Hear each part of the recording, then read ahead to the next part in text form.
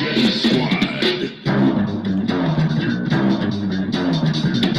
we so goddamn rich. I think it's time to blow this thing. Get it together. Okay, 3, 2, 1, let's go. Fucking rich. I want my fucking money.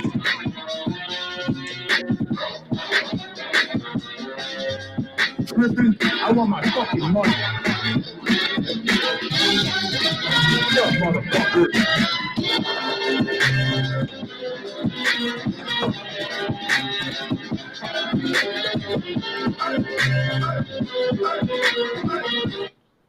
Yo, what's going on, guys? Froggy Styles back here with the Butcher of Wall Street, Marcel, Boss Blunts, and CS Trades down here. Go ahead and say hi, Boss Blunts.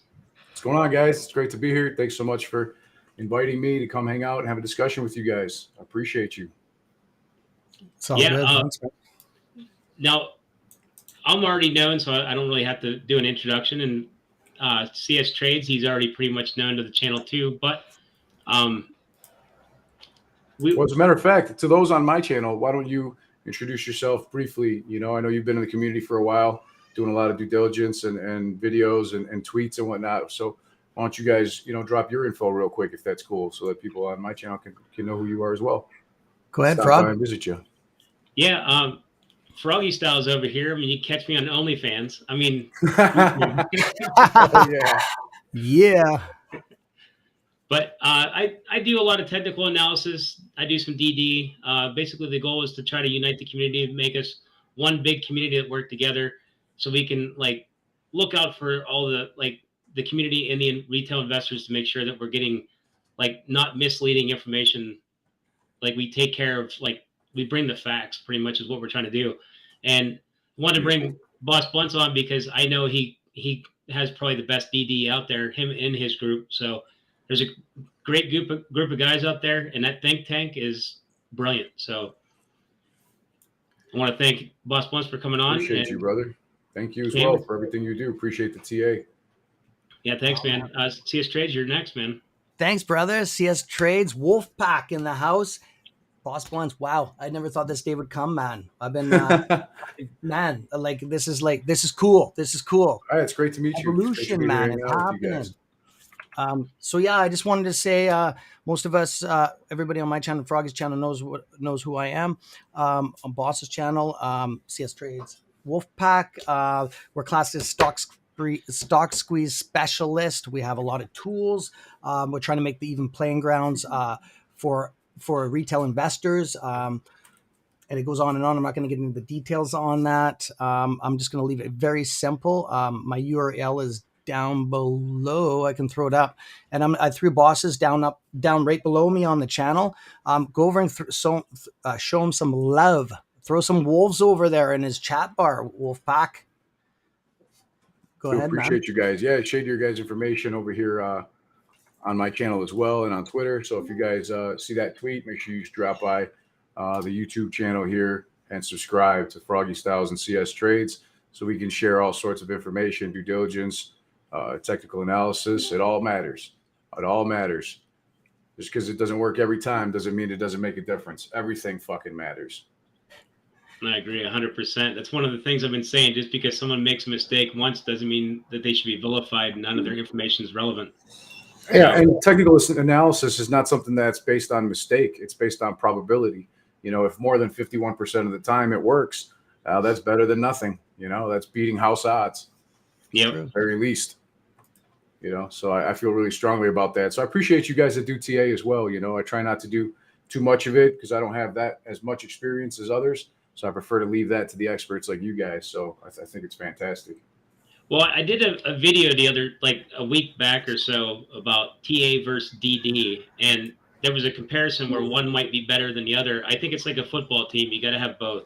Yeah, you can't play offense without defense. You got to have a special teams. You got to have a quarterback, defensive lineman, and offensive lineman. You just can't just have certain pieces of the puzzle and expect to play a team game. You're absolutely right, brother. So that's why I wanted to bring everybody together and make a great big team full of awesome people, because everybody has their own niche. everybody cares about the community. And it was so divided before where there's like people scattered all over. And it's nice that we come together for the people so all the information can get out quicker. Because we're battling like shills and like bots and whatever the heck else is out there. And like we don't need to be battling each other and stuff. So I just figured I'd reach a olive branch to every single person and see if we can all work together because I like it. It's for the community more than anything. That's so right, Exactly. And I completely agree, man. There's too many shills out there. There's too many short hedge funds and mainstream media pushing bullshit narratives that the last thing we need to do is fight amongst ourselves because we've all got the same goal. It's to make money and create market change, amongst other things. We're all sick of the fucking corruption. We're all sick of the bullshit. We're sick of watching stocks get illegally shorted into the ground on the basis of it's legal because market makers need to be able to provide liquidity. The games need to stop. And I think everybody in the community, has pretty much come to that realization that, we have to stick together. I'm glad to see it, man. Really happy. Oh, you have a saying for about being rich, don't you? We're going to be so fucking rich, man. And I'm not a financial advisor. I can't see the future, but I can read the writing on the wall. And it's pretty fucking clear to me. Right on, dope. You don't have stocks go from $3 to $480 and $6 to $73 in a matter of days. It's just at 79 in a matter of days, unless something's seriously wrong in the financial markets, and that's precisely what's going on here.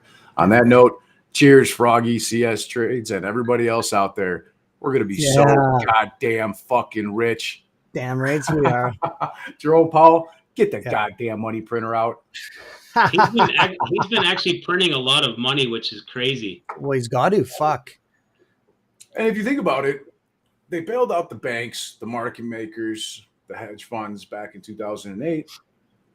They're going to do the exact same thing now. The exact same thing. Yeah. So it's not going to make a difference. No. Then we the money that we take out of companies like AMC and GameStop, that's going to be life-changing money to many, many people, to millions of investors. Damn right. Definitely. But at the end of the day, what is it to the stock market? It's nothing.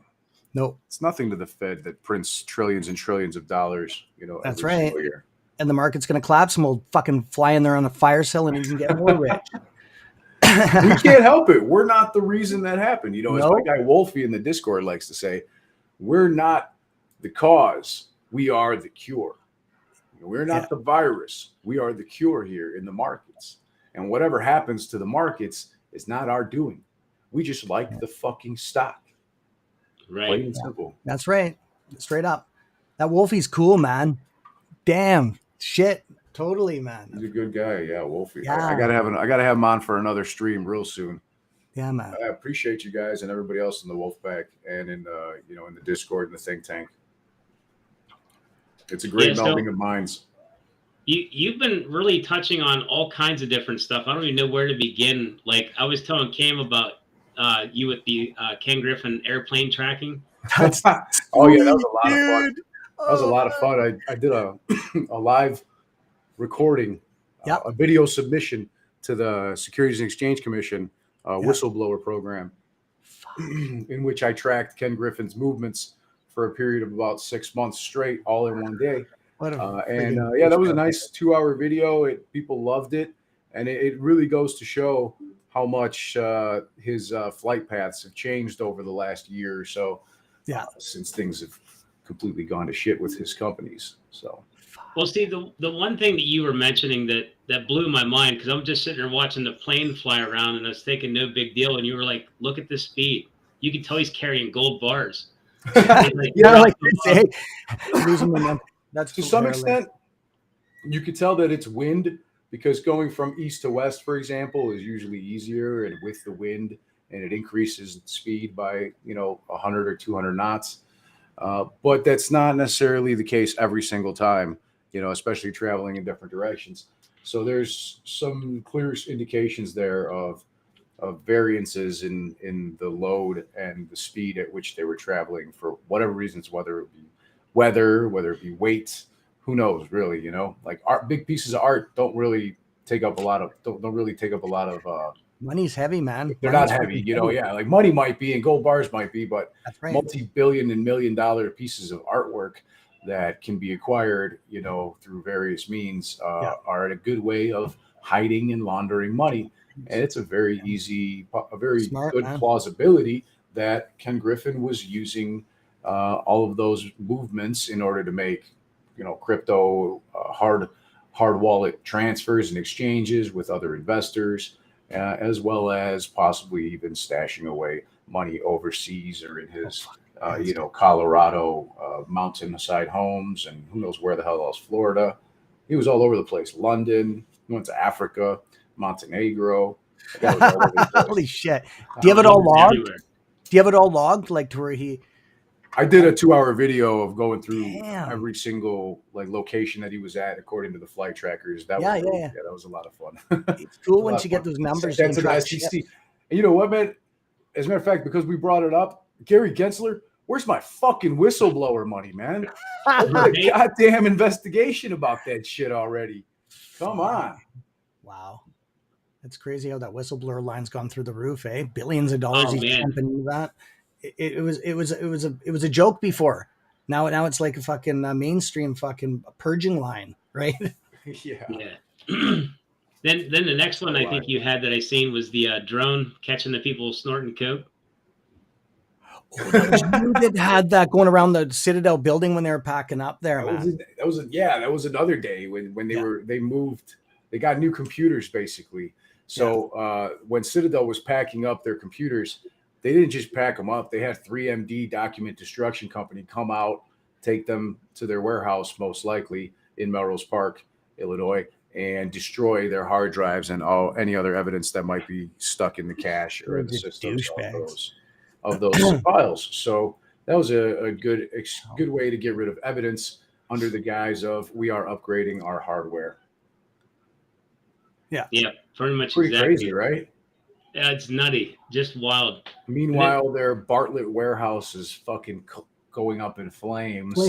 And flames that last 28 days. You know what I mean? Like the never-ending fire over there. That was some 9/11 type shit. Like the accelerant used on those Bartlett warehouses, on that Bartlett warehouse that was full of documents for TD Ameritrade. Oh shit, that burned for a long time.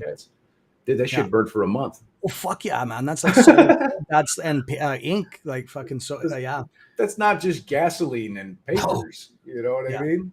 And they must piss somebody off because that was intentional. That shit don't just fire up; it has sprinkler systems and all that shit, man. So, well, it's got a fire protection system. It protected them from the fire that was hiding. Somebody must have jammed it. Somebody must have jammed it out or something, and then it went down, right? That's cool. They must have disabled it because the only way that it didn't react is if it was damaged, is if it was disabled. That's correct. Their answer, according to the fire marshal, while it was still burning 2 days after, while it's still up in flames, he said that the racks collapsed and destroyed the sprinkler system. Somehow they collapsed upwards.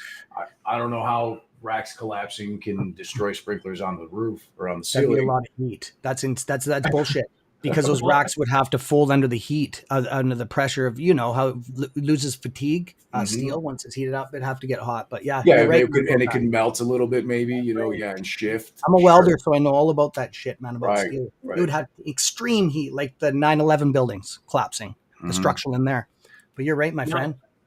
The 9/11 is a story in itself, but the cleanup crew that came in and picked up that stuff while it was still burning, what was their tie to Citadel? Oh, geez, the cleanup crew. I can't recall, but I know that they're linked somehow. They're indirectly linked.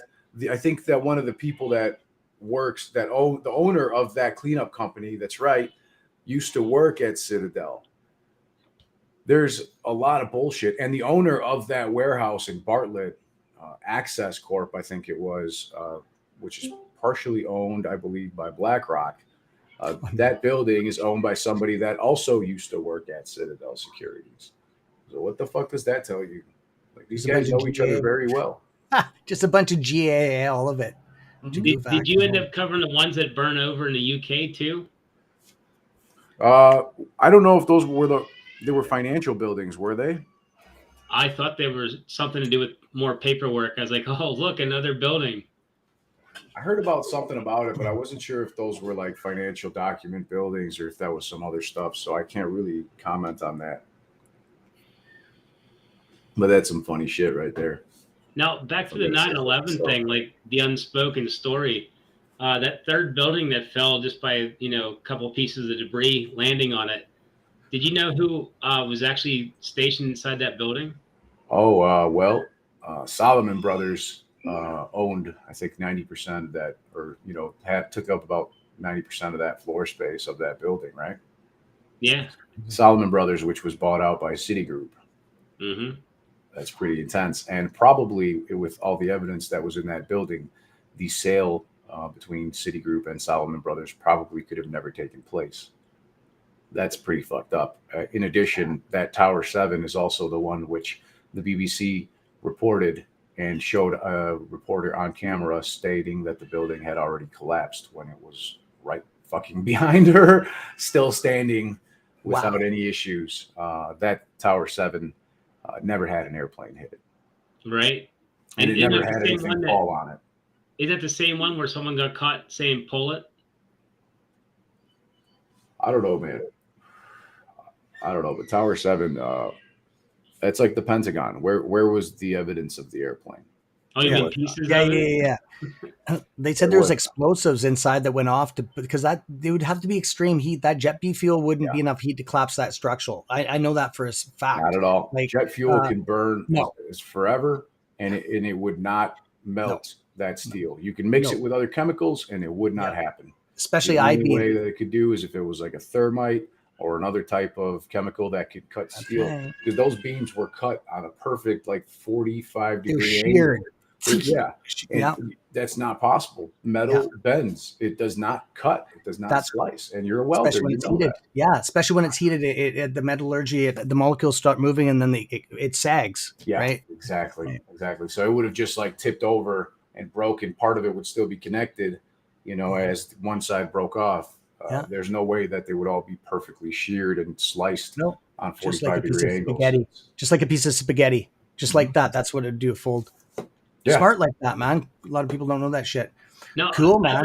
I have a question. Isn't a plane supposed to be mostly made of aluminum?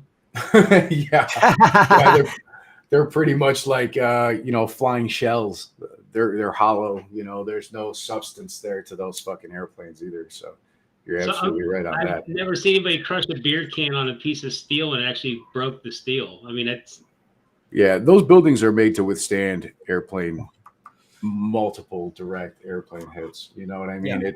Larry Silverstein, the owner of the World Trade Centers, took out multiple insurance policies on that, and then was paid for each of the airplanes as two separate accidents.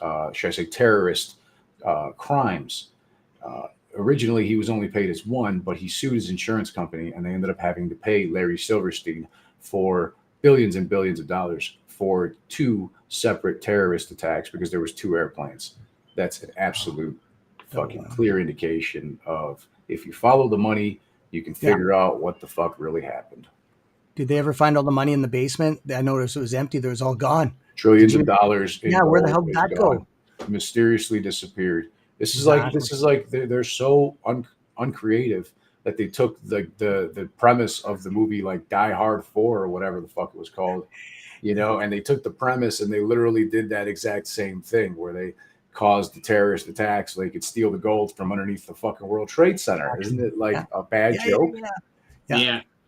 Well, didn't one of the dump trucks get caught on debris and they couldn't get it out of there, so they got caught trying to run off with the gold bars? They did catch some people, and then they kind of got swept under the rug. They did catch some shit, and then it got swept under the rug, and that shit disappeared. They never found it again. Oddly enough, that same, not to change the subject, but that the Pentagon, when it had a gaping hole in the side and there was absolutely no airplane to be found, that was the exact wing that was filing investigations and actively, investigating the missing money that had happened. The trillions and trillions of dollars that had gone missing from the Pentagon and that's where all the evidence was stored as well. So I remember that very too. coincidental, you know. Do you know who the underwriters for GME is? No, who? Solomon Smith Barney. Oh, is that so? Yeah. This is gonna feel real good to take these guys out. Who's that, Froggy? I'm Canadian. I don't hear some of this shit, right? I'm a Canuck. It's one of the. It's like the main like hive of where all these like rodents came out of and ran off to like Goldman Sachs and Citigroup and all of them. They just kind of scattered out from there. Solomon Smith Barney, yeah, they were. I think Solomon was an entity that was purchased by Citigroup back in the day. Crazy, man. Yeah, absolutely, man. My little one is angry that she can't come in here, so excuse me. But it's adult time right now. It's after hours, so cheers. Cheers, man. Cheers, man. Yeah, this is definitely one rabbit hole we could probably go down all night. Because these guys have been paving this way for a long time. And I think the reason why we never knew who was probably involved in 9/11 is probably because it was an inside job, obviously. But, you know, the financial criminals have gotten away with everything that they've done. Look at the market. Yeah, it's kind of the same thing. You know, everything, the mainstream media can manipulate the markets just in the same way that anything else that they'd like to. You know, speaking of that, in regards to, you know what, I won't even bring that up. We don't have to talk about that. We can stick more to the markets and talk about 9/11 another time. Because, but one last thing I will say is this, is that a lot of people still believe that these cave-dwelling nomads from the other side of the world just happened to take over multiple airplanes without getting caught and scrambled NORAD defense systems, which had a 100% success rating of working up until that moment for over 91 minutes so that they could crash multiple airplanes into the side of buildings in which the Pentagon and Tower 7 didn't have any fucking airplane debris. And the actual steel beams of said buildings were melted and sliced. And these buildings imploded straight downwards for Larry Silverstein to get multiple terrorist insurance payouts. That's huge. It's really a quite simple thing, and people can call it a conspiracy all they fucking want. But I think to not realize that the Pentagon has and the CIA have sponsored Al Qaeda since the early 1990s, is nonsense, because it is true. And if anybody that doesn't know that should go fucking Google it and do a little bit of historic research, because we gave them the weaponry to use against us. Yeah, pretty much. Sold it to them. Yeah. Still, they could barely fire a ground to air missile. You know, how are they gonna? The guys could barely fly a fucking plane, a little jet fighter, jet plane, let alone an actual commercial airliner. Yeah. There's no fucking way. So I think too many people are uneducated in things like the stock market and the actual government corruption and the fact that our government has always fucking lied to us. Yeah, what happened to the fighter jets? They could have vaporized those things like that. Well, there's people on there, I guess, but still, like, where the fighter jets would have been right beside them. Like, and on that day, NORAD was testing or was having drills in which it was showing the fighter jet pilots that there was various terrorist targets throughout the Northeast United States. So the fighter pilots were flying to all these various locations that this war games were showing on their screen and finding nothing there. That's fucked up. And that's a fact. People can look into that if they don't know about that. Mm-hmm. Now, weren't they running a simulation during that time? That's what I'm saying. The simulation, it was war games that NORAD was conducting in order to figure out their success rating of stopping this sort of attack. And they had done dozens and dozens of them in that year already.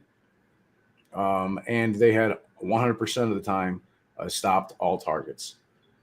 But Yeah. on September 11th, they couldn't do it. It failed. Does that make sense? Supposedly. No, not at all. Yeah, right. I mean, so it's as simple as that. There's so much bullshit. And at the same time, if you think about it, the British bus bombings and the Oklahoma City bombings, Yeah. at the same time, on both those different instances, the government, the military, the FBI, the CIA, all were saying, you know, in the British military, were saying that they were conducting terrorist drills. Why are they always conducting terrorist drills when terrorist attacks happen? It's a really quite simple thing. This isn't some QAnon bullshit, Never thought about that. you know, that has absolutely no substance. These are all proven facts that you just Yeah. need to think about a little bit, right? If you look it up, they do have a drill or something going on in those areas coincidentally, so they're near there when it happens. That's crazy. Always, every single time, you know. Yeah. And there's other instances right now that I can't, like the Oklahoma City bombing, you know, That was messed Kansas up, City, man. you know, Jeffrey Dahmer, the Unabomber, I meant to say, you know, every single instance. And it's a damn shame that people still think that the government wouldn't use and abuse something like COVID and the Russia-Ukraine war another one. in order to try to gain, you know, get people to agree to the loss of many freedoms. You know? Yeah, we're getting hammered in Canada big time because of that. Trudeau has totally screwed us over, pulling that emergency law shit on us, that government stuff.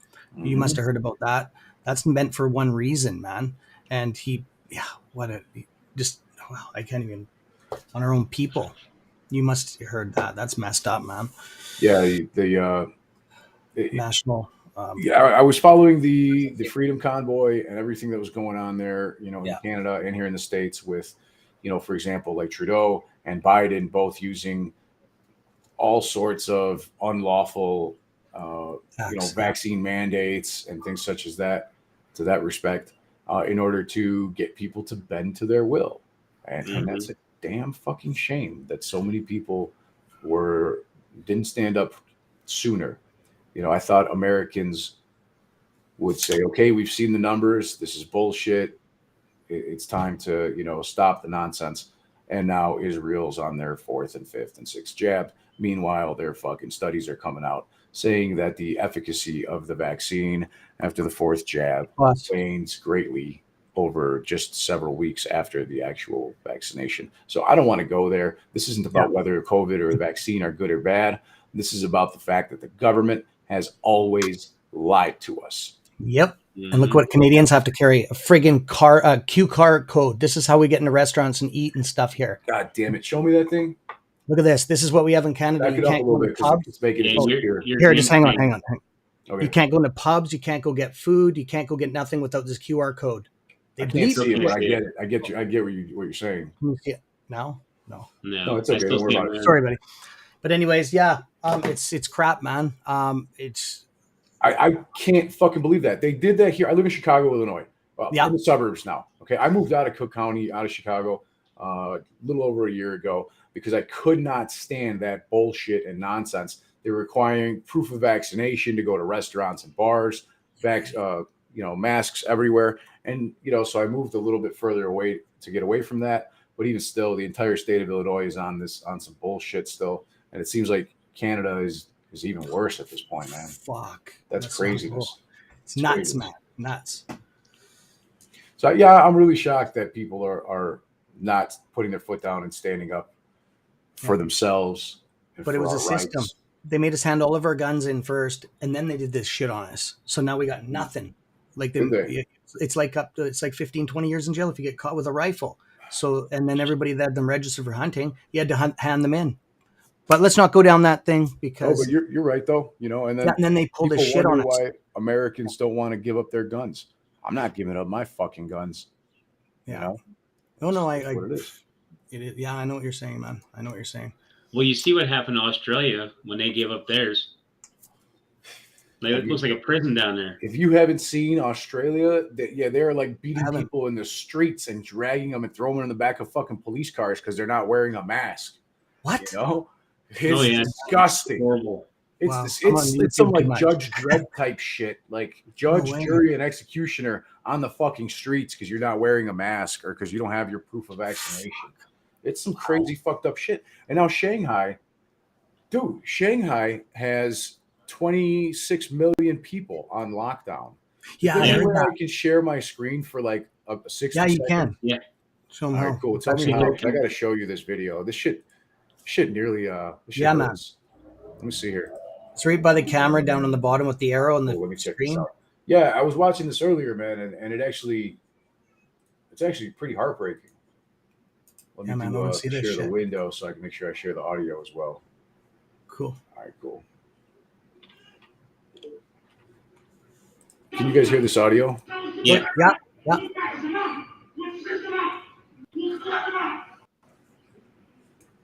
Let me scoot this up just a little bit because I can see that my name tag is in the way of the text. Read this right here. Listen to this guy. Hold on. It's like, you can move me over. Yeah, you explain to me, if the supermarket is closed, what do I buy? Fuck. What do I drink?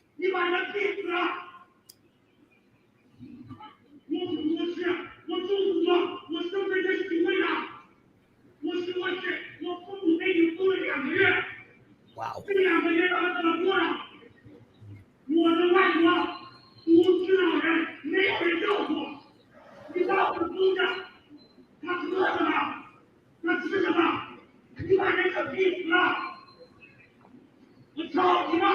Let's watch this.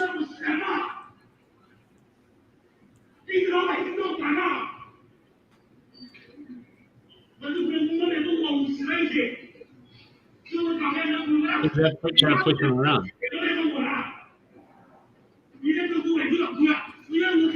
He's on the phone complaining to local commissioners. Jesus Christ.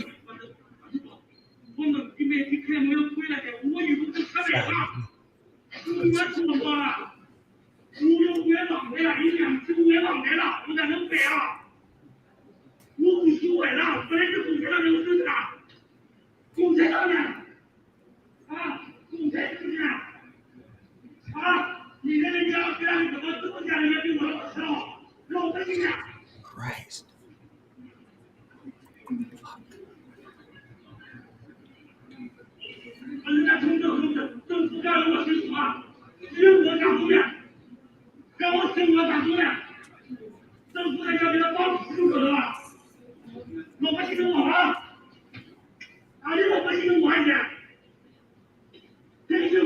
That's the cold-blooded stuff there.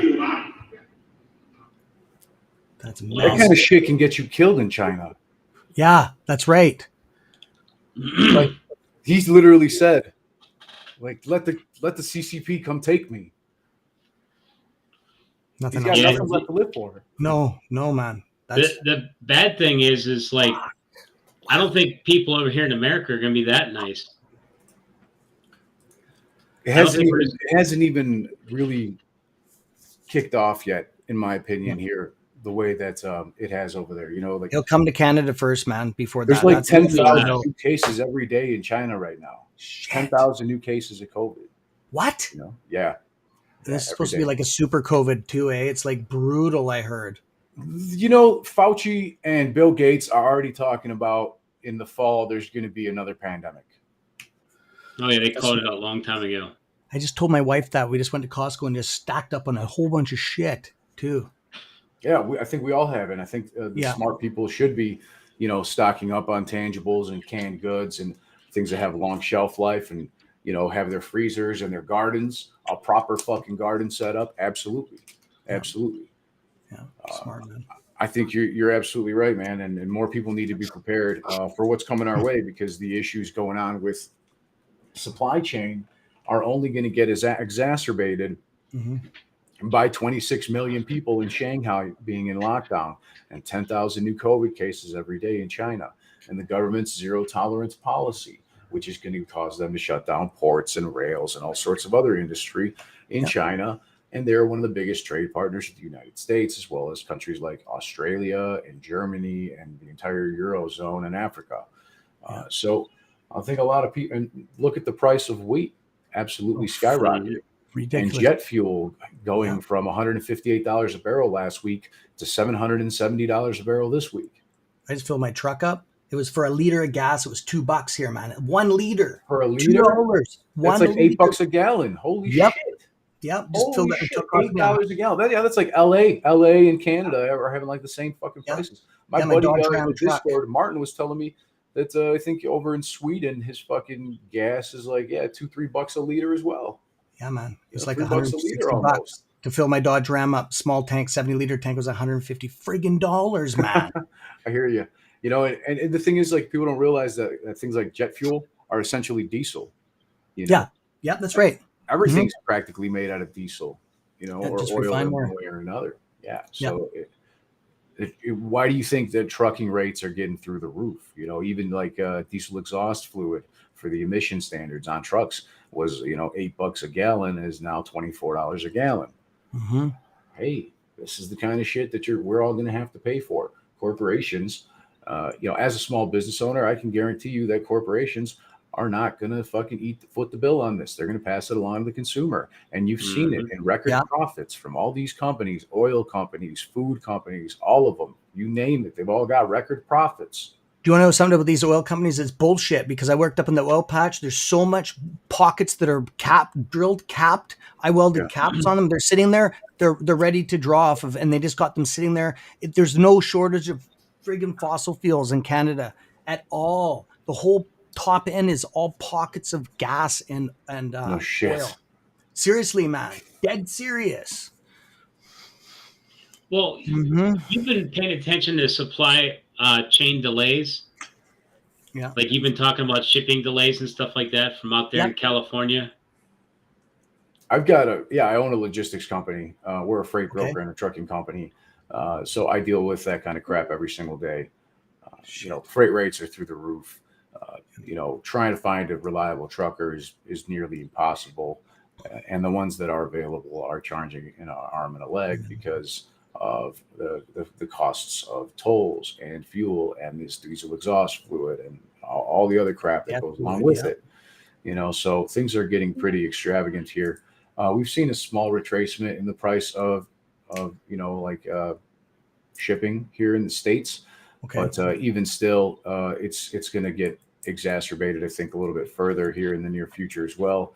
There are over 80 ships still sitting off the coast of California, and the majority of them were already, have been and are being, relocated and transferred to, ports of Houston and ports in Florida and Miami and such.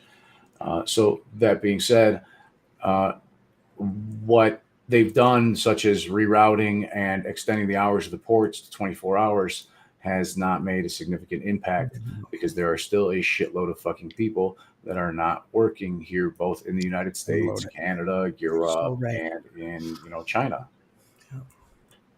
Funny thing is, those shipping containers, those ships run on actual crude oil. There's big pipes that run through them, and it heats the oil up so it turns into diesel, so it can burn in the engine. Did you know that? I've replaced the fuel tanks. I worked in the shipyard for 5 years. It's big pipes that are heated up with this antifreeze. It's like really hot, and it turns it from a sludge, like a crude oil, into like diesel, so it can burn. Crazy, eh? Because it's so amazing. Cheap. Yeah, that's amazing. I love technology. Yeah, for things like that specifically. Now, one thing I've been paying attention to is Goldman Sachs. Like I used to buy like aluminum for these this product that I make, and the aluminum prices went up all of a sudden for no reason by 25-30%. And I couldn't figure out why all of a sudden, before anything happened, why prices went up. So I looked into it and I found out Goldman Sachs actually owned a lot of the aluminum warehouses, and they were actually shipping aluminum from warehouse to warehouse to create a shipping order delay before all this mess happened. So I never liked Goldman Sachs because of it. Now they're all doing the same thing. That's the same thing that shipping companies were doing, steamship lines and rail yards. We're pretty much doing the same thing. They send their ship, in the wrong direction, or let it sit. You put it on super low speeds and let it take as long as it wants to get there. And this would cause further backups and delays in the same way that the ports closed, due to strikes and other things. And, supposedly the COVID restrictions It was the same exact thing. It's a pretty much, if you follow the money, it leads you to the fact that the government can conspire with these rail companies and these steamship lines to make massive profits in demurrage. Yeah. I've done a video in which demurrage, for those of you that don't know, is detention, and the amount of storage is the amount of storage paid for like a container that is not returned or is sitting in a warehouse or sitting in a port for too long. There's record low amount of time to actually pull them out of the rail yards, and demurrage is at record highs. A guy by the name of Jason Hilsenbeck of drage.com sent my company an email and requested to know how much we had paid in demurrage. We sent it to him, and he put together a compilation of over 70 different Chicago drage companies, and the number was absolutely staggering. There are hundreds of millions of dollars that were paid by my company and other companies combined. Just these 70 something companies in Chicago that reported to him in that 1 month of August 2021 alone. And this is the highest it's ever been, and it continues to escalate and get to become a bigger number. This cost is passed on to the shipper, the receiver, the freight forwarder, the freight broker, the trucker, at the end, the consumer. And you and I are paid for it multiple times over. Isn't there insurance on this stuff? Like if it doesn't make it to a certain place, there's like insurance on does it work like that? Doesn't matter how long if it gets there, it gets there. It doesn't matter. Yeah, I know what you're saying. Month, 3 months, 6 months. They don't insure. No, that, there's no. And if you happen to insure your freight anyway, and you need it for production, and it doesn't arrive after 2 months, because it had to come from China, it takes a month and a half to get overseas, another 3 weeks to get offloaded off the ship, another 2 weeks to get picked up, processed by the rail yard, the port, picked up by a trucker and delivered to your location, especially if it's going LTL. And if they go to pick it up and it's not there, you just waited a month and a half or 2 months and your product's not there. So now you've got to file an insurance claim, and you've got to order a new piece of equipment from China that's going to take another 2 months to arrive. And hopefully it doesn't fucking break down in the meantime. So even if you did get the insurance, your company might be losing thousands and thousands of dollars in production every single day. Yeah. Yeah. And then they got that Evergrande thing too. That's another stab in the thing. That's tops it off too, right? Damn it. Yes, sir. Evergrande is Chinese bonds. Chinese real estate bonds are being greatly abused by companies like Citadel and Virtue. BlackRock, Vanguard, both have tens of billions of dollars worth of these Chinese real estate emerging markets funds, and with a huge exposure to that Chinese market in a negative. And basically, that doesn't even count their other kind of collateral, like Chinese military collateral and regular Chinese companies, or just talking Chinese developers. So when you think of that's trillions of dollars in offshore bonds that companies like BlackRock and Vanguard, HSBC, State Street, Susquehanna, JP Morgan, Bank of America, and Bank, all of these guys, and then some, are never going to get.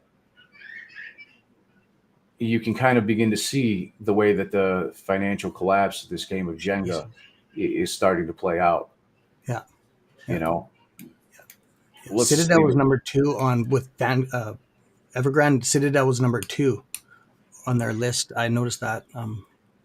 I don't think Citadel is directly invested. I think BlackRock and HSBC are directly invested, and Citadel has a lot of ownership status in HSBC.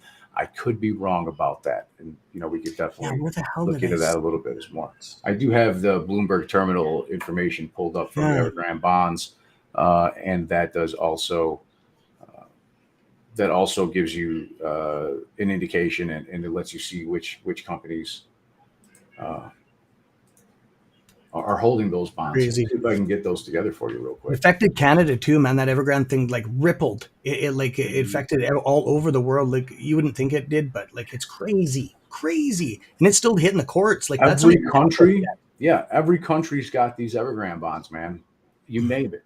Canada, Germany, Africa, Spain, South America, Brazil, anywhere that there's a bank, they have Evergrande bonds for the most part. If there is the players, the contract players. It's pretty crazy stuff, man. And so many people don't understand the way that correlates to companies like AMC and GameStop and BBIG and all this other shit. It's collateral.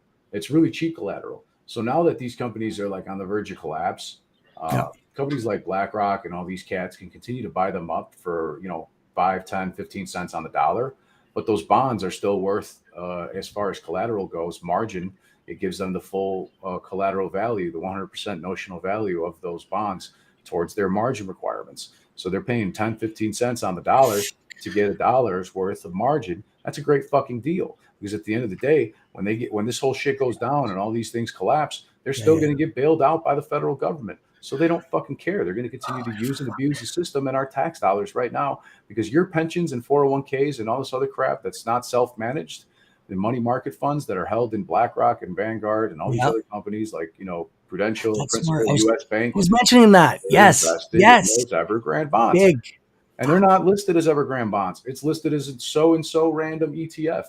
And you go digging in there, there's 280 stocks in there. And all the way at the bottom, there's a bunch of shitload of random, 333, HK, Evergrande, and, Shimao, and all sorts of other Chinese developers and emerging markets. Yeah, bro. Emerging markets funds, like the FTSE Vanguard fund that's got, hundreds of billions of dollars, and same thing with BlackRock. They've got, $80 billion worth in an emerging markets fund. And they're just starting to barely last month, they unwound $370 million worth, BlackRock did, of these bullshit Chinese real estate investment developer bonds. Yeah. That's what I was trying to explain, that BlackRock and Vanguard won't sell all at once. They're tied into too much. They have board meetings when they sell, like in the squeeze. They're going to sell in the chunk. It won't be all at once because they're tied into pensions funds. They have to have board meetings and discuss this stuff. So it's all about counting these shares after hours, right? Mm-hmm. So smart, man. No, you're right. Didn't mean to cut you off. Go ahead, brother. No. I was done. I was just like, that's one of our squeeze tools that I've mentioned on our channel. Like what I'm doing is I've got a team of wolves counting. Forget about the shares during the daytime. It doesn't mean nothing. It's at after hours. Post and pre is where we got to watch this shit. That's where a lot of the manipulation goes down. Yeah. Absolutely right. Yeah, that's a great point.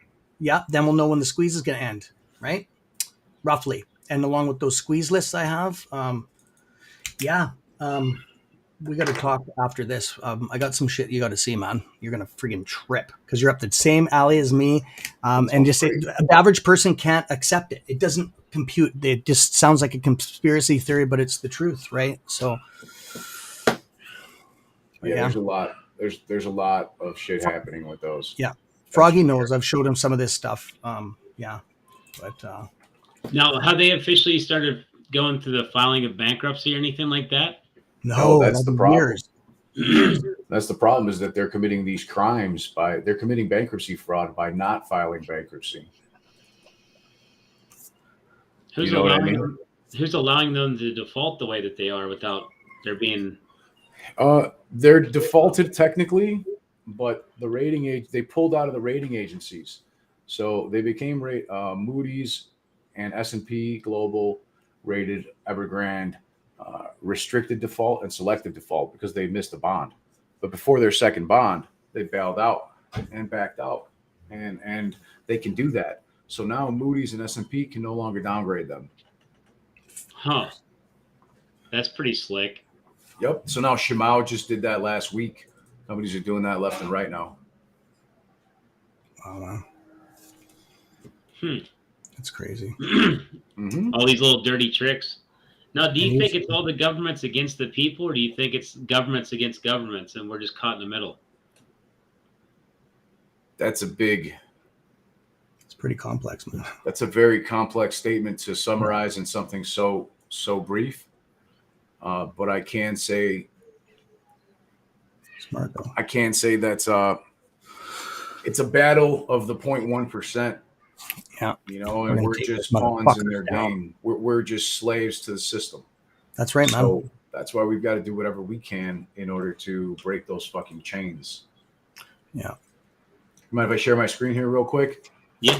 Come on, please. I don't have all of them. I can't find the Bloomberg terminal information right off the top of my head on my computer right now, but I did find these Evergrande bonds. These are the bonds that were issued on November 12th, 2021. just these bonds here from November 12th and from these two different portions of Evergrande, because they've got multiple companies. You know, you can see that the iShares Barclays Asia High Yield Bond, you know, what's that, $13.1 million. BlackRock Global Funds is 3.68. They got Fidelity, our favorite fucking, you know, broker. Fidelity Funds has $10.5 million worth of these fucking bonds.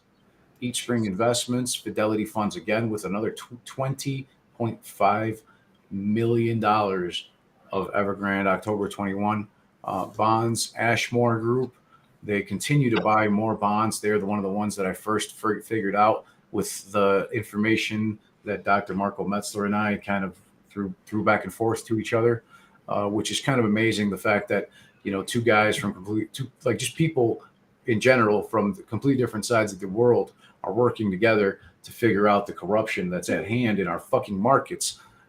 And this is exactly what's going on. So all these bonds here are now trading for 15% of this actual price.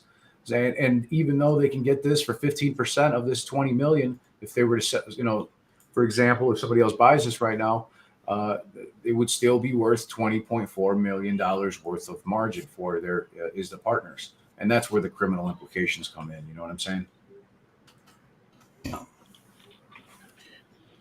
So that's the reason that all of these companies like Fidelity and BlackRock and Vanguard are okay with not pursuing Evergrande in court, because they know that if they do what Dr. Marco Metzler and DMSA rating agency out of Germany are doing, that it would cause Evergrande to actually be forced into bankruptcy.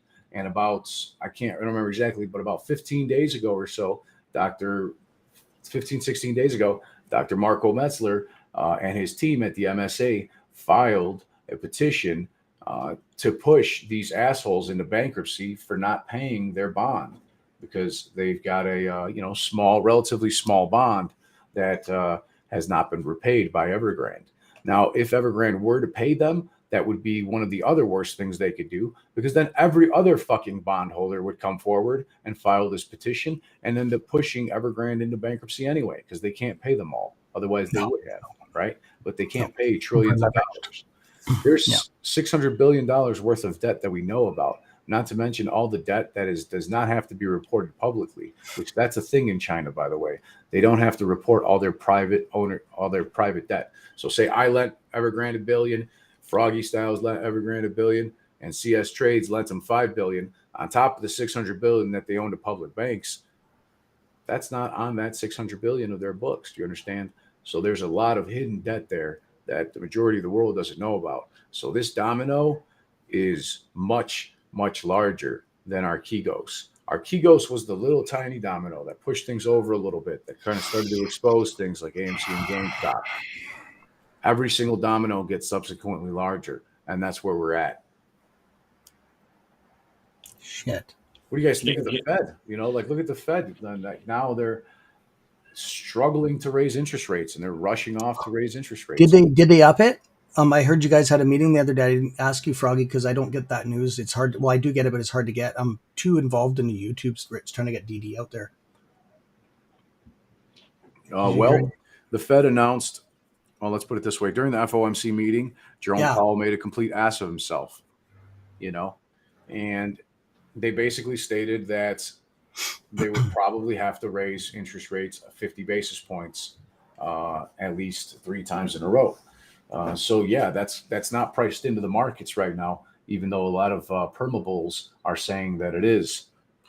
So that's gonna hit hard over the coming days, and the tech sector, particularly the overly heavy tech with no fucking earnings sector, is going to take a massive beating. That's going to drag, in my opinion, the entire S&P down even further, along with our favorite meme stocks. Mm-hmm. And that's okay, right? Because I feel great about call options. And the cheaper that a stock is, and the lower the applied volatility, the cheaper the calls, right? Yep, 100%. Did you guys have any calls back in January or June? Oh, I did. No. I made it like a bandit on them. No, I didn't. You know, don't give me any specifics, but tell the folks here how surprised you were to see the numbers and the percentages that you were seeing on your fucking screen when your calls started running, bro. Tell me, you guys. Well, I was rolling mine forward every time I kept going into money, and it just kept. I don't know. It was multiple 10x's. Yeah, let's just say that when your calls are going up 4, 5, 6,000%, and the stock only went from 18 to 72. Yeah. Can you imagine what the fuck your calls are going to look like when the stock goes into the hundreds and the thousands and the tens of thousands? The market makers and your broker are going to be calling you up, begging you to sell your fucking call contracts. They're going to fucking beg you. And I personally, and some of the guys in the Discord, have made it a point to try to get to 6-figure shares each. And we're going to do that by selling calls for profit and then exercising a massive number of calls to the point where we can get to 6 figures each in fucking shares, executing while the price is going up, causing further gamma ramping, which will cause further delta hedging, which will cause further fear of missing out buying by retail, which will cause, again, further delta hedging, gamma ramping, and so on. So I am very much looking forward to when the actual squeeze happens and shoving my fucking calls up Ken Griffin's ass. We were talking about that today, about in the money calls and executing them so we can. I like out of the money calls, baby. I didn't cut you off. Go ahead, brother. Well, right now there was that talk about buying puts or calls or whatever by Trey and Astra. They had that little talk, and I said, wouldn't it make more sense instead of buying puts, which doesn't make any logical sense to me, buy calls in the money and then, execute those? Well, exercising calls is very expensive. The idea is if you know a stock is going to run anyway, and the market makers selling naked calls. Here's what most people in the community don't understand. And please don't take this the wrong way. I'm not talking about you guys. I'm just saying in general. The market makers have to hedge for deep out of the money calls as well, if there's a possibility that they might go in the money. Now, what happened in January and June of 2021 is there was executive orders by President Biden that I've discussed on my channel several times, which caused the market makers to have to delta hedge, which means buy shares in order to hedge against their calls that they have sold. This caused massive price action and thousands of percentage points moves in AMC and GameStop and many other meme stocks because of the margin requirements that were getting the margin collateral that was getting slashed due to these sanctions that were implemented against China by the Biden administration. Okay. And they were extended. And when they were extended and they received their collateral back, that's what caused this stocks to stop moving upwards, because then the market makers were able to regain their margin and start shorting the stocks again. This further brought the price down. And that's why if you look at the fractals, they seem to repeat themselves in January and June, because the stock went up, the margin collateral was returned to them through the executive order extension, then they started getting shorted back down. Same thing happened in June, and it's going to continue to get shorted down, even if we had a slight squeeze like we did last month due to things like high-cropped mining and sundial and Tilray with legalization of marijuana causing some minor squeezing in the ETF product markets.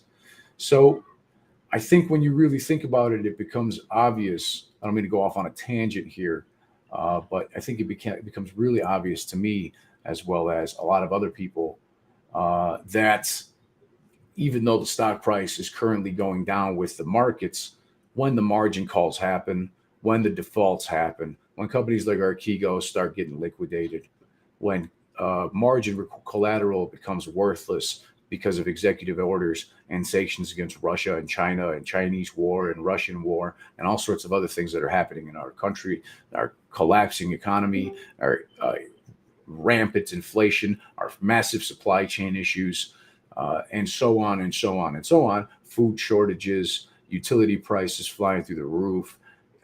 I could continue, but you see where I'm going with this, that if you really think about it and look at the details, look at the charts, the inverted yield curves, which have 100 out of 100 times called a recession every single time, it becomes clear that this is not about AMC or GameStop. This is about a complete financial collapse that just so happens to be the only things that will force market makers, hedge funds, prime brokers, banks, and broker dealers to cover their naked calls and their failures to deliver on stocks like AMC and GameStop and all the other fucking meme stocks. So sorry if I went off on a tangent there, but we're going to be so fucking rich that I think is really going to shock people. But I really think that calls are extremely important. I don't give a shit if people buy puts or not, because at the end of the day, retail does not impact the price as much as we need to. There's not enough retail investors that are trading on good broker dealers that trade to lit exchanges and lit markets. There's too many people trading on Robinhood and Webull. And the amount of money that we have as retail investors is not enough to push the stock at all times. But it is enough to buy some far dated leaps or calls that allow people that even if they're deep out of the money, it allows for the forcing of delta hedging through the use of these margin collateral defaults and executive orders that need to be used in our favor in this particular squeeze play. And again, I'm not a financial advisor and I could be wrong. So that being said, I think deep out of the money calls are really important. In the money calls are fine, but they're expensive as hell. And market makers, as you've seen today, today, Friday, April 8th, they have a great way of shorting down a stock and bringing it way below max pain. So your in the money calls are no longer in the money. So if you were to exercise, it would cost you more plus your premium than if you were to exercise a call that, was actually in the money.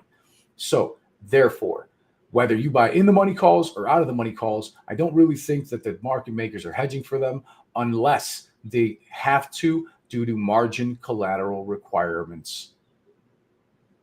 I think you're 100% right, because I've been already saying I don't think they're delta hedging, and that's how they get full control. And that's why they're max paying, because they can make a lot of money on premium. Exactly. They're not delta hedging. They're not covering. They're not fucking hedging against their naked calls because they know they're just going to sell themselves a wash sale from their right hand to their left hand.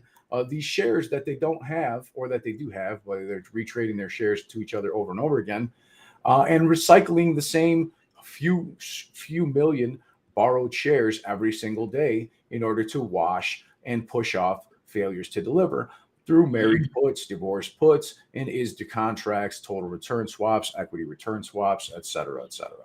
Yes, brother, you're right. They're not fucking delta hedging. They're not fucking covering, and they will delta hedge when the time comes. And I think that's before our next executive order, which comes into play June 3rd, 2022. I think this time they're going to start hedging sooner because I think they've seen my fucking videos. Plain and simple. I think they've seen our videos. Let's put it that way. So how I came up with the conclusion that they're not delta hedging is I seen what happened back in June, and I noticed that when there's a thing that I used to call hedging hour, like because it used to last like 30 minutes to an hour, and it's like where the price is just like you're watching it, right? And it's like just straight climbing, and you can see it's not natural action. It's like literally stair stepping super fucking fast, right?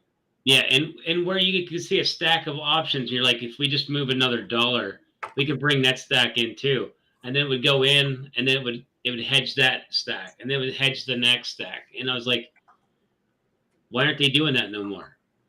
Like, in order to stop because they don't have to, right? Now their margin's back. Yeah, so they don't have to cover anymore. In order to stop the MOAS, you have to stop the short squeeze. In order to stop the short squeeze, you got to stop the gamma ramp or the gamma squeeze. In order to stop that, you got to stop delta hedging. And that's the only way that they can stop it. And if they don't delta hedge, then the price doesn't go up. They can just continue to sell naked calls and naked short the stock down further. and borrow them and sell them to each other. You know, No, That's what I tried. You're right. That's why I tried telling everybody that these low prices, we're safe. The lower it goes, the safer we are. The Because better. We yes. can load up at low prices. Well, it's a double whammy. If it's at $3. If yes, they're not going to sell. Do you know how much money I would fucking buy in calls? And they're not going to sell. These Vanguard and You're BlackRock will not sell out at those levels. They would lose so much. That's what I tried telling people are listening to my channel on that. And when this freaking 40 thing million fucking shares, goes, bro. You're right. It'll fucking go. Nobody will stop it. It'll fucking go. Post pre-market, she's gone. Exactly. To the freaking BlackRock moon. alone has 40 million fucking shares that they're lending out. Can you imagine what's going to happen when they have to recall 40 million shares from companies like State Street and Citadel and Virtue? It's going to be insane. They'll bankrupt them.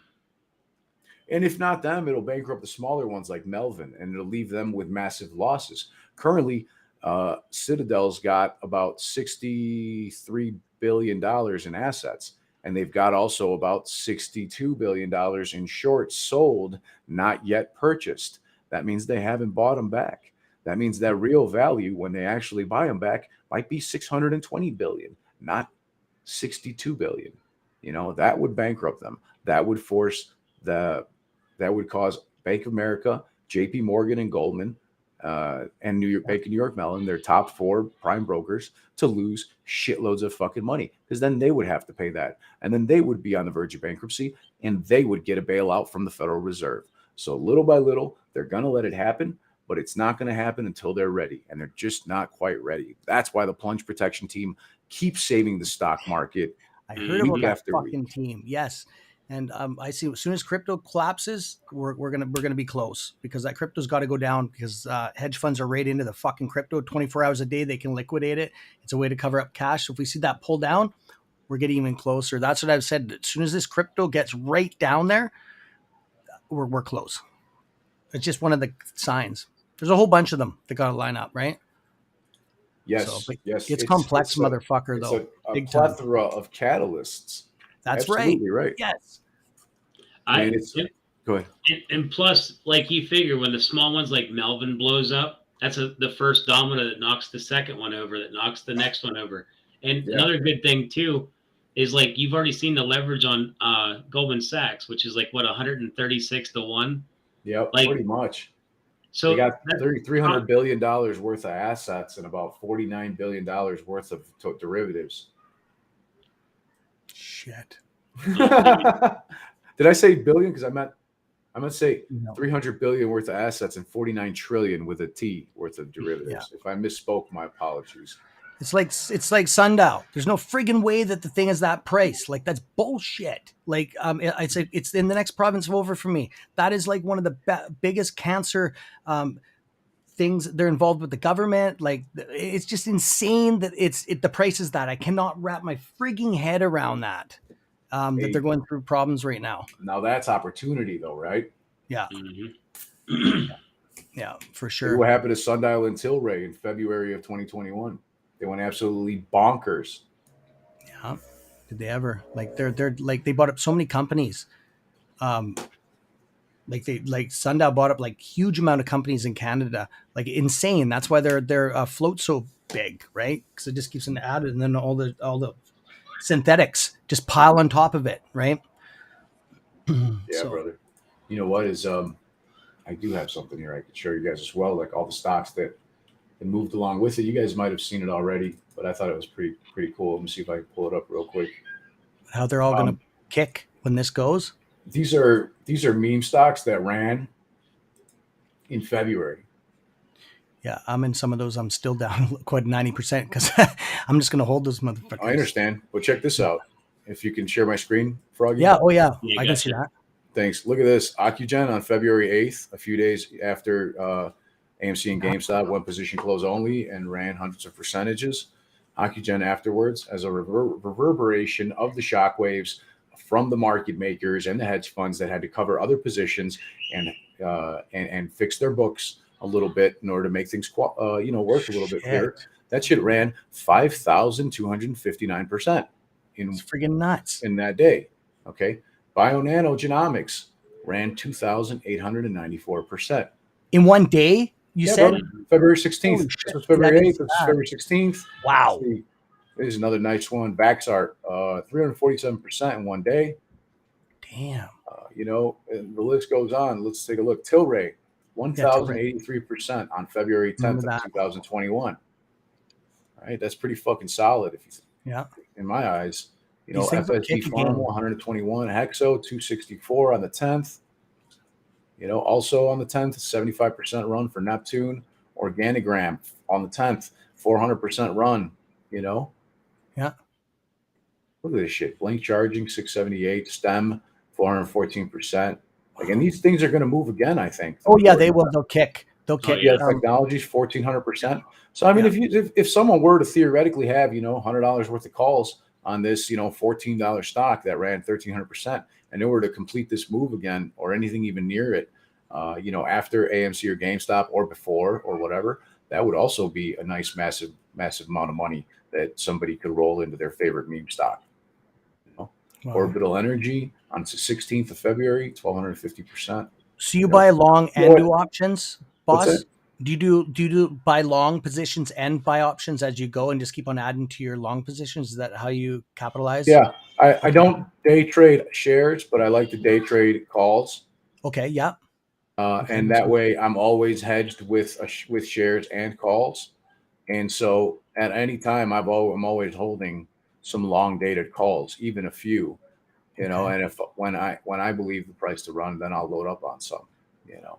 I remember having a good time with the June calls. I remember buying the $40 strike when the price got up to $17 on AMC.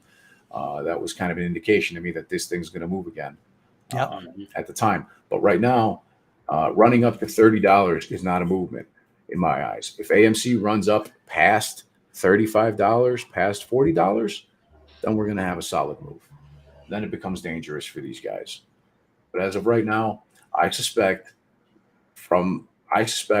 truly that like things like AMC and GameStop, AMC first and foremost will probably collapse with the market down to the $8 to $12 range before it squeezes, just like Volkswagen and dry ships and all the other big squeezes of the past have done before they run. Yeah.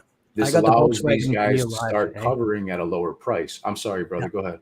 I got the Volkswagen video live, the actual Sweet. real footage. I'm gonna send it to you right now, bro. It's awesome. Yeah. Yeah, look at Zio Medical ran 3,000%, you know, February 9th. Fuck, you've What a run, huh? Wow, you tapped in some good shit here, bro. Oh, Thanks this for is sharing this. thanks to my guy on Twitter at Samuel Clemens. Make sure you Okay. guys look up Samuel Clemens on Twitter if you want to. Great guy, does a lot of great due diligence on Reddit and Twitter. Yeah, look at this. Naked brand went up 1,845% on February 11th. Sundial, 1,671%. So we've seen right there our fucking favorite weed stocks up 1,671% on February 10th, a few days after AMC and GameStop, and then Tilray up here. You know, there's Aurora Cannabis that went up 385%, and then Tilray over here went up 1,083% on February 10th to $63.91 or whatever. That's pretty fucking awesome, huh? That's wow. So I hope that helps kind of bring people into the realization that this is going to be a market-wide everything squeeze. You know, even things, in my opinion, like silver and palladium and platinum and gold are going to squeeze through the roof. And that's why tangible assets such as that silver and such are, in my opinion, great investments. You know? Oh, silver might be one of the probably the biggest squeeze, wouldn't it? That's what I think. That's got like at least 100x paper compared to physical. So that's crazy.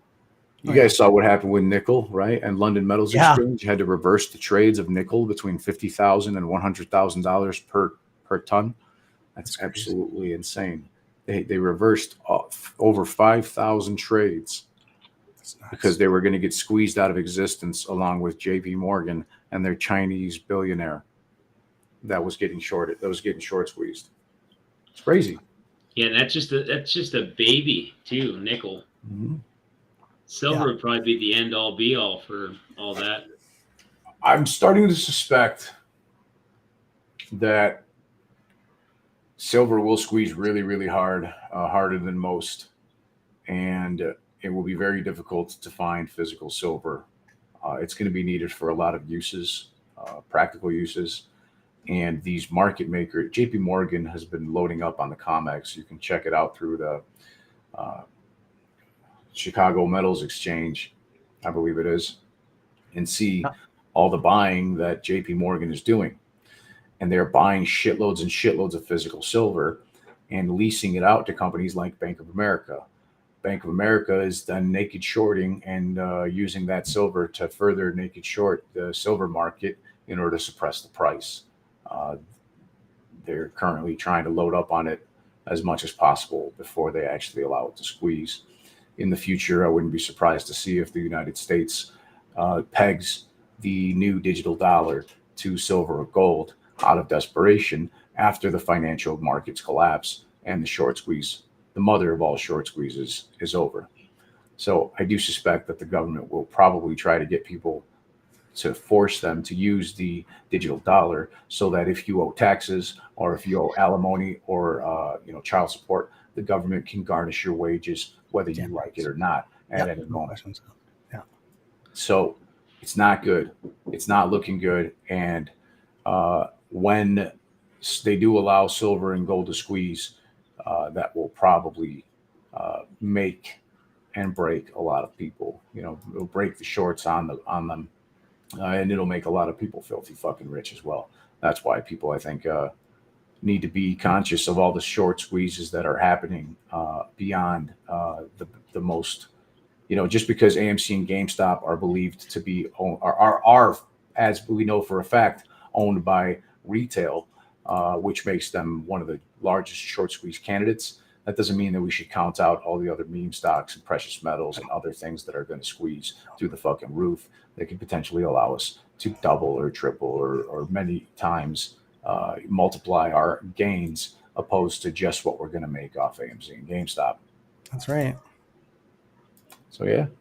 Yeah, I'm a big silver person. I've been paying attention to silver for a minute. I'm like, how can they have that many paper certificates out there when there's not that much physical? I was like, they're way over, and they keep selling them. The silver market is highly.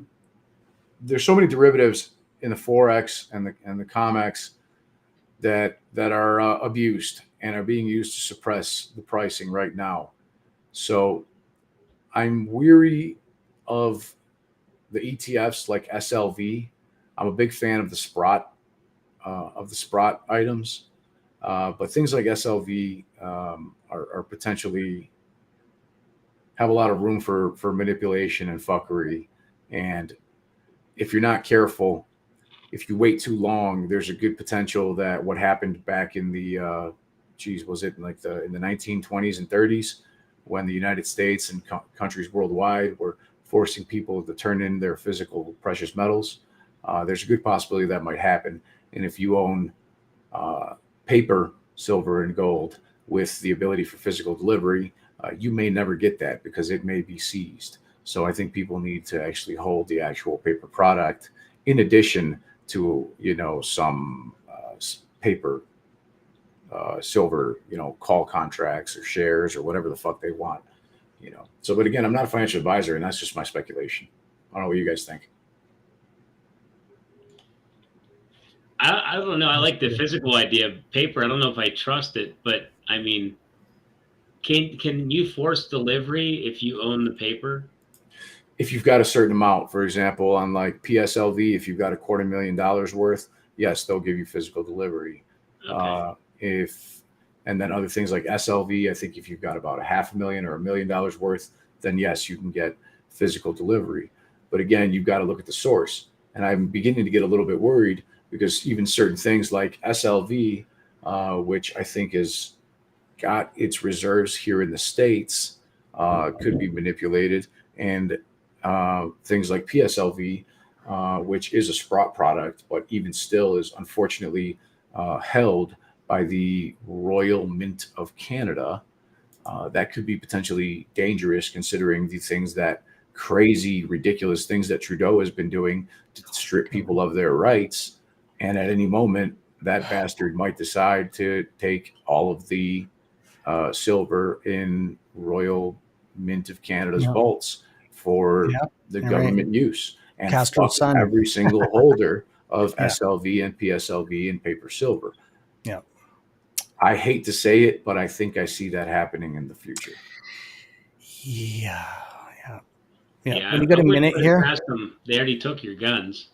I got the Volkswagen video. I'm just gonna. I want to get everybody pumped here. I'm gonna play a little bit of this Volkswagen squeeze here. Let's get everybody in a good mood here. I put it through 2 minutes and 31 seconds. So this is recorded off an I only could get 6 minutes off an XP hard drive. So this is CS Trades Wolfpack material 2000 the October 26, 2008 Volkswagen squeeze. It did start early in the morning, the same as what I say that this is going to happen. So let's bring this up here, do a screen share. Here we go. Just give me a second.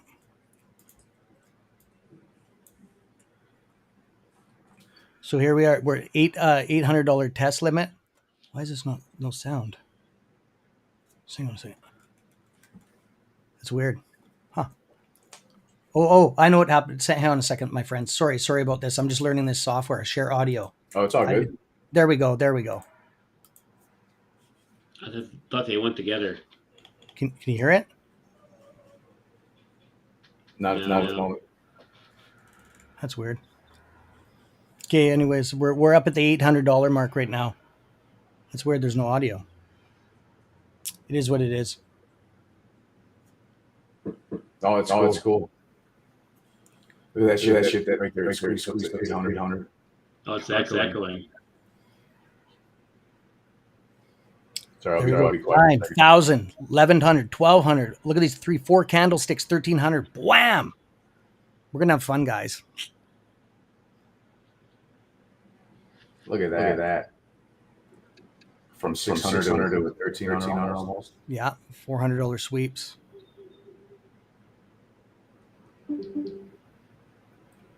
That's what people don't understand. The price fly $100 at any moment. Oh yeah.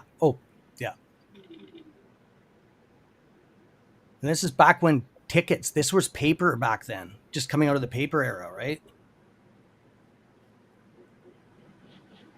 I'm just gonna bump it a bit here, my friends, just because it's long. I got the whole thing here. That's awesome.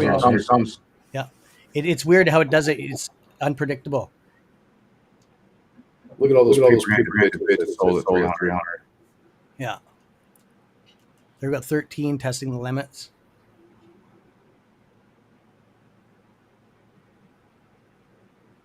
Just gonna bump it one more time. I'm just gonna bump it a bit here. So see how it goes down to 700? We have to be prepared for that. It has to consolidate and then it'll rip back up, right? So just like every stock, it goes in waves, right? It's not going to just go all of a sudden, we're going to get a couple big rips. See how it consolidates for a while? And then boom, she'll go back up again.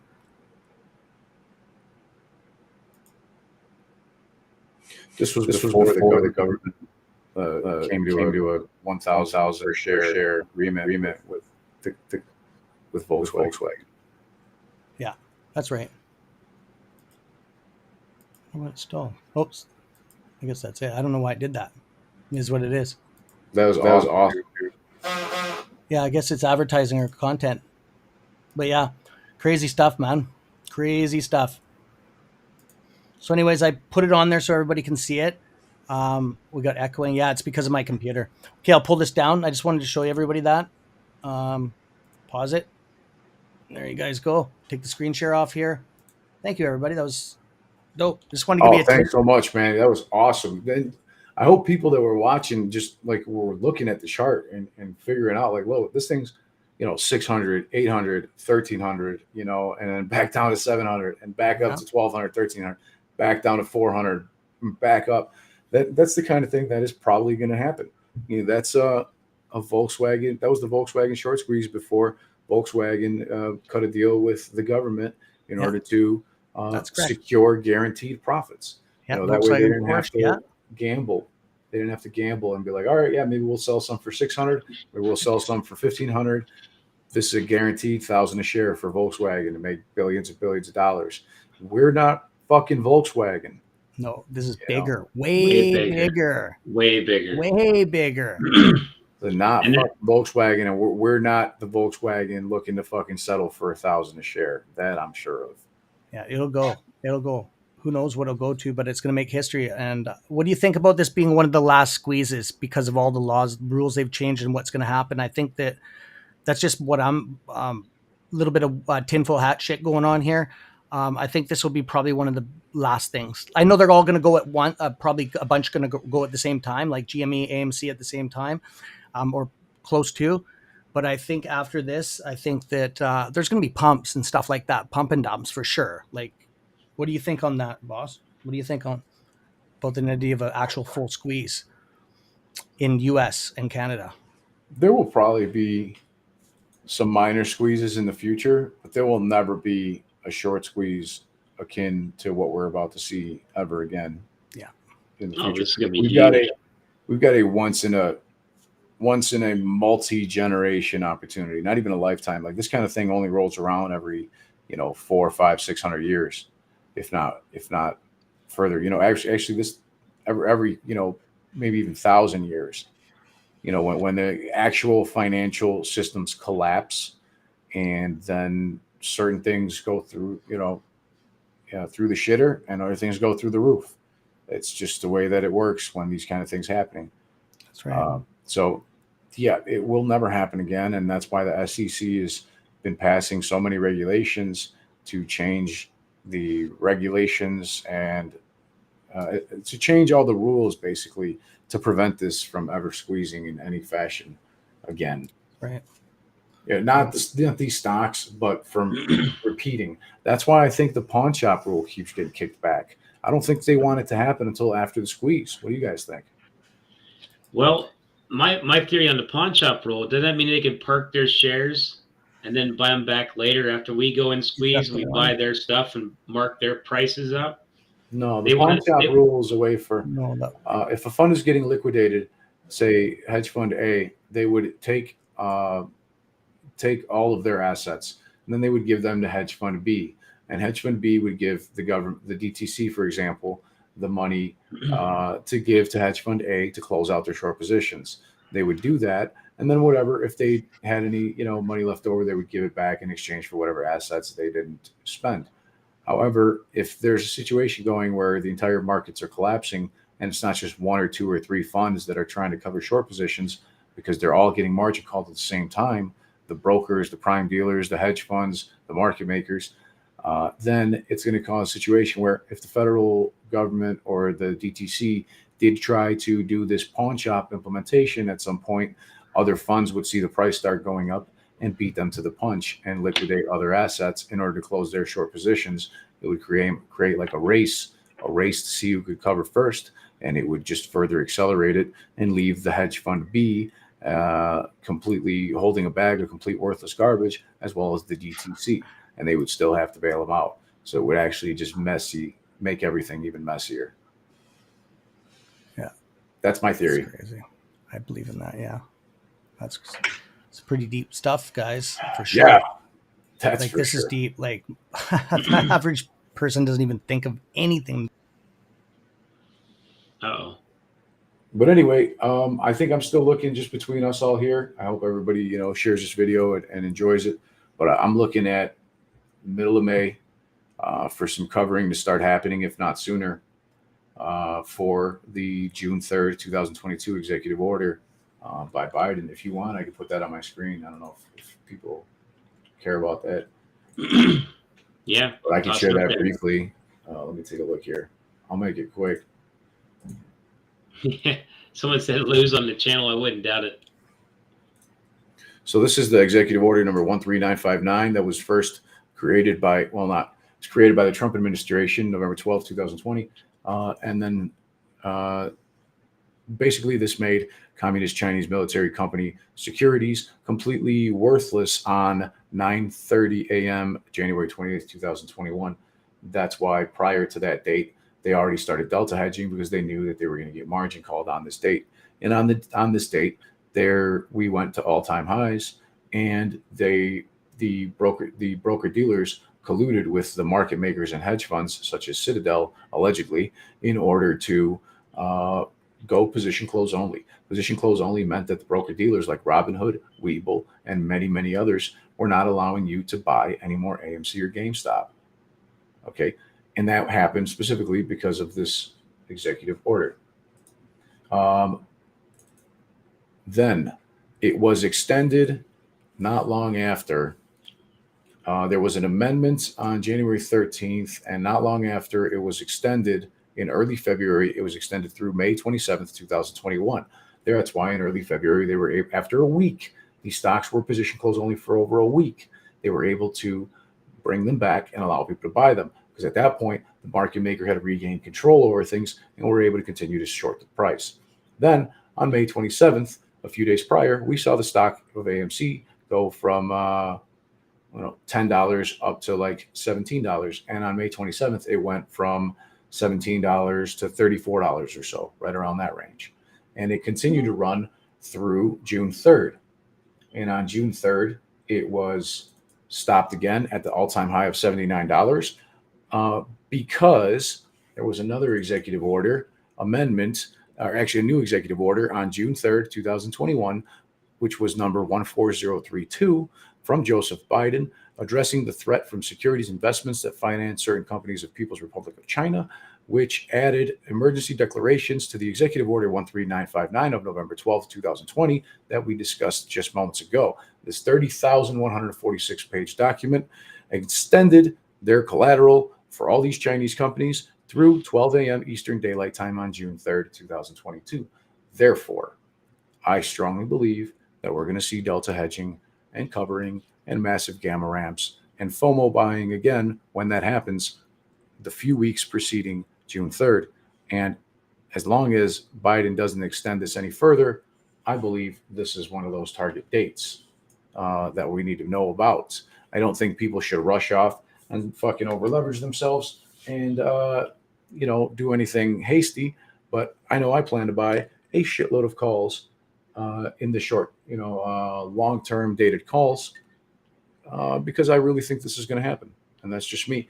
This is a Financial Times article that states BlackRock and Vanguard were well aware of what's going on. Vanguard, with us, just this one ETF alone of Vanguard, has $72 billion almost in assets on January 6th, with 43% exposed to the Chinese market. BlackRock had another emerging markets ETF with about 70 billion in assets that was 36% exposed, to the Chinese market, amongst many others. And that's just two companies, So this is literally Vanguard stating that since the executive order was first announced, we've been keeping our clients' associates prepared for response with inquiries, meaning they know they're going to get a lot of question, but they have no choice but to comply, and that they will have to create this short squeeze in order for this, for them to meet their margin requirements again. Recently on February 15th, old fucking Yeller, Janet Yellen, added more companies. She added another 30 companies or so to the list of these companies that are going to get sanctioned. So this is really fucking bullish, in my opinion. And as long as, with everything that's going on right now, I mean, think about it. Really, China's helping Russia with their CIPS system to avoid the SWIFT system and to, not have to worry about sanctions for the most part. So they're not just going to pretend these sanctions are not harming them. The Biden administration, I don't believe, is going to have the ability to extend these sanctions any further. I could be wrong, but look at what's happening with China and Taiwan, encroaching on their airspace repeatedly and backing Russia, doing a lot of trade with Russia, increasing their oil trade with Russia. And they're pretty much making agreements to trade in Chinese renminbi, which is basically RMB, yuan, and the Russian ruble, as well as in euros. So they're phasing out the US dollar, as are many others, Now, what's your thoughts about Russia backing their ruble by gold? It's absolutely genius. Now, do you think that's going to force that to happen around the world just to play catch up, or? No, I think it's gonna peg the the U.S. petrodollar to the ruble, kind of, you know. So the ruble is not going to fall any further than the U.S. dollar. If they fall, they might fall together. And as a matter of fact, when the U.S. petrodollar does fall in the near-term future, and this is pretty much a given at this point with everything that I've seen, uh, the ruble will continue to stand strong because it's actually backed by gold, a physical commodity that we need for many different products, you know? So I think the United States might let the US dollar collapse, or they'll transfer people US dollars for digital dollars that are pegged to silver or gold, for example, in the future.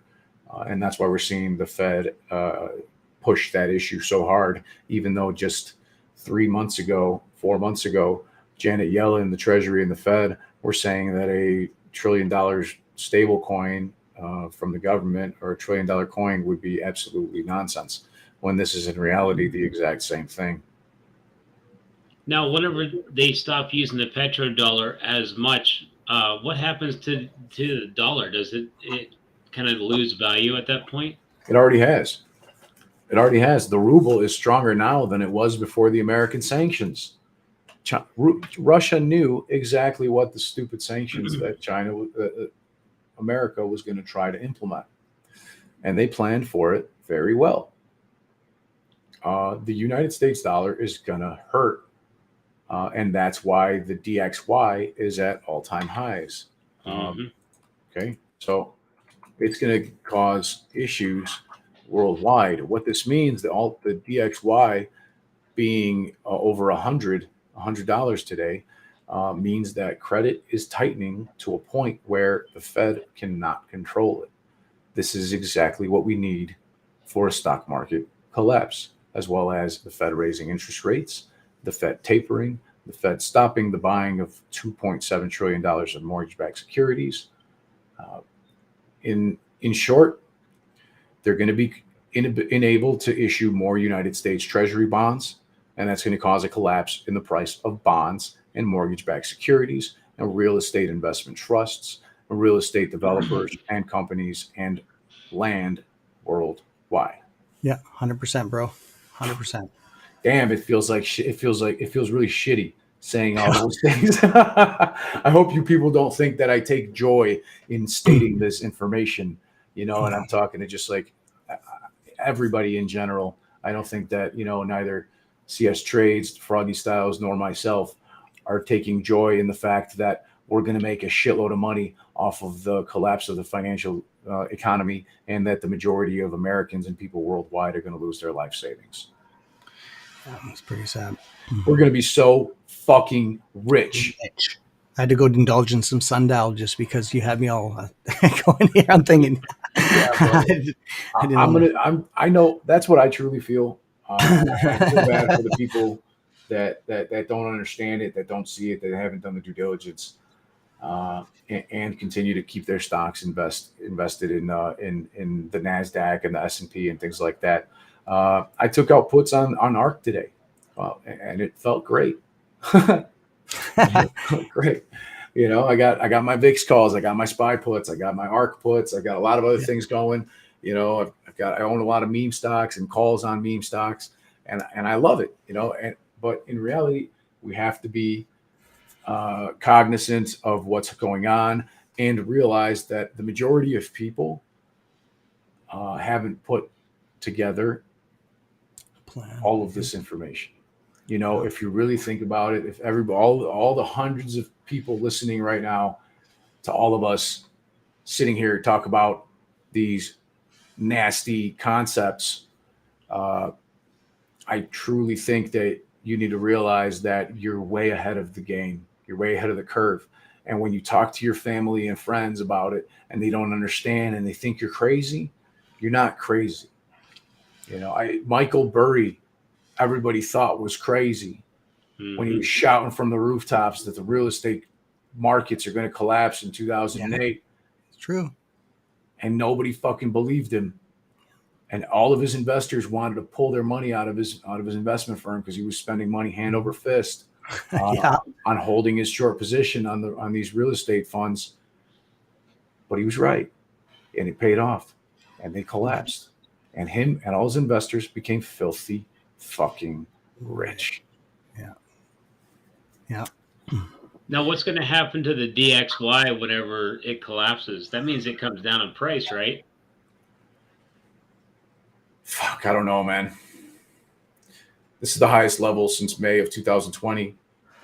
So that was right before the government stimulus saved all these banks, because the Fed had already saved the banks through the bailout of the reverse repurchase program on September 17th of 2019 through 2020. But DXY getting to the highest levels on May 18th of 2020 was a clear indication of the fact that there was absolutely no fucking liquidity left in the markets. Not to mention the Federal Reserve. I'm sorry, the Federal Reserve has $2.7 trillion worth of mortgage-backed securities. 2.7 trillion. All the other banks combined in the world have only $3 billion. I'm sorry, $3 trillion. So 2.7 trillion for the Fed and 3 trillion for all the other banks combined. Who is the Fed going to sell $98 billion worth of mortgage-backed securities? I'm sorry, of securities, U.S. Treasury notes, 35% of which is going to be mortgage-backed securities every single month. At that rate, it would take the Fed over almost 8 years to unwind their $9 trillion balance sheet. Does it look like the Fed's got 8 years to wind that down before the market collapses, guys? That's all I got to say. So all of those mortgage-backed securities, all of their treasury bonds that are held by the Fed are going to become completely fucking worthless, as will the majority of American savings, pensions, and 401ks that are invested in mutual funds, money markets, and bonds, and regular blue chip stocks. That's a goddamn shame, Yeah. Especially with all that money printed. That's so bad. A lot of people think, it's no big deal, but that's bad. All that DXY is so bad. Sorry, go ahead. No, I was done. Sorry, man. It's a little lag there. The U.S. dollar currency being over 100, it's not a great sign. You know what I mean? When it starts to spike up like that. Like, that's the same thing we saw back then. So I'm not sure what's going to happen with it, to be honest with you. I just know that it's a big sign of liquidity issues. It's going to become toilet paper pretty soon. And that's also why I think that Bitcoin is dropping right now. Have you guys seen the price of Bitcoin? Not a lot, but let me check it out. It's going to go lower, quite a bit lower. It's at 42,000 right now. Mm-hmm. Almost 42,000 flat, which just on April 5th was at 47,000. So a $5,000 swing in about 3 days. That's pretty hefty for Bitcoin, and I think that's going to continue a downward trend as well. I don't know what you guys think. What do you guys see on the charts and the trades? Well, I'll make a guess on this one here. So a strong dollar, if the dollar goes up, we'll just say 10%. That means that you need 1/10 or 10% less dollars to pay for the same stuff. When a dollar becomes worthless, that means that its value drops from 100 way down to whatever. Anytime the dollar drops, the market's going to rip. So if that's any clue or any indication what's going to happen, you figure all the players overseas that are going to go to these gold-backed whatevers, they're not going to want our money no more. So it's like taking the monopoly board, throwing all the money on it, saying, I don't want to play no more. And we're stuck holding all this fake money. And that drops the value of the dollar rapidly, which will make the market rip. So all the shorts are going to get smoked in that process. Exactly. See, that's why I wanted to do a live stream with you guys, because even though we've got different ideas and different concepts and different backgrounds, at the end of the day, I think it's pretty clear to us, as well as a lot of other people, exactly the tough situation that our governments and that the Fed and our Treasury are in at this point, that they've allowed, because of the greed of these prime brokers and banks, basically, they've allowed the hedge funds, these insurance companies, and these banks to over leverage themselves to the tits. That's where the problems start to come in.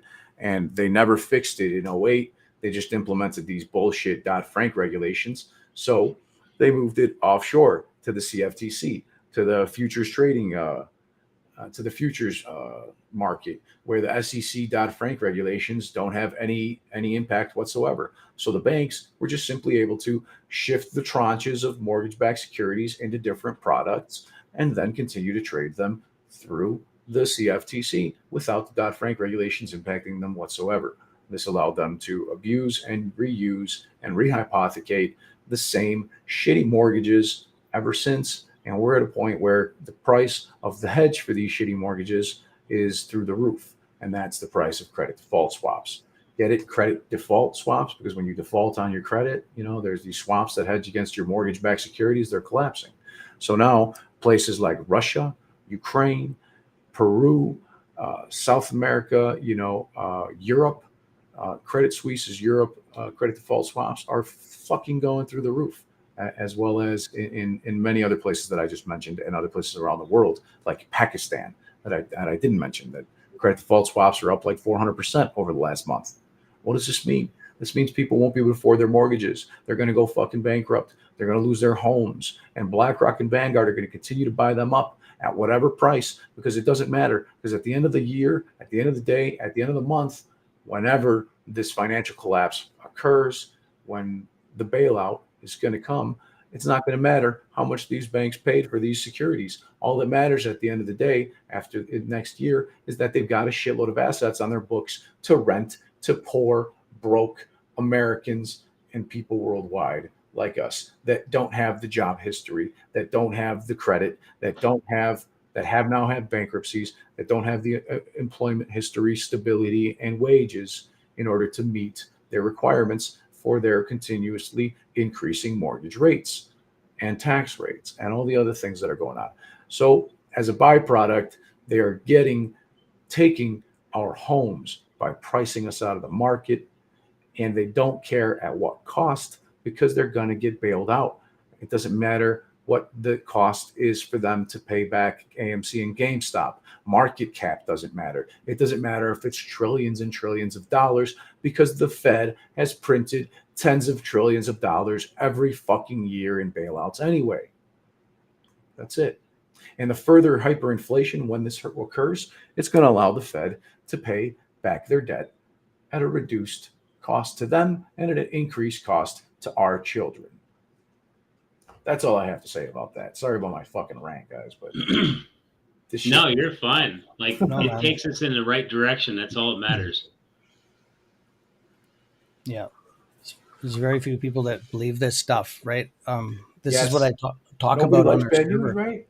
No, well, it depends. Is it bad news, or is it education, which is power? I agree, but it's still not good news. Oh, I know, but good to hear. It's not fun to listen to. The average person can't handle it, right? No, not at all. They don't have, most people are reactive, not proactive. That's correct. I like that. Yeah, it was true. Yeah, it's a sad reality. Wow, man. But it's getting late. I've had a blast hanging out with you guys, but I think I've got to call it a night here. I can hear my kids calling me in the other room. Definitely want to hang out with you guys further. But yeah, thanks so much again. Froggy Styles and CS Trades.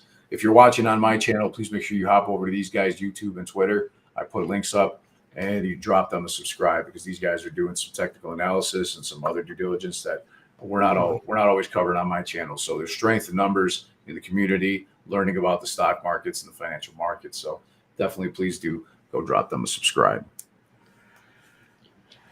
Yeah, and I was gonna say, like I mentioned before, I was gonna offer you like the partnership so we can all promote each other and stuff like that. And I know you're a group of people that's helping with DD on different things.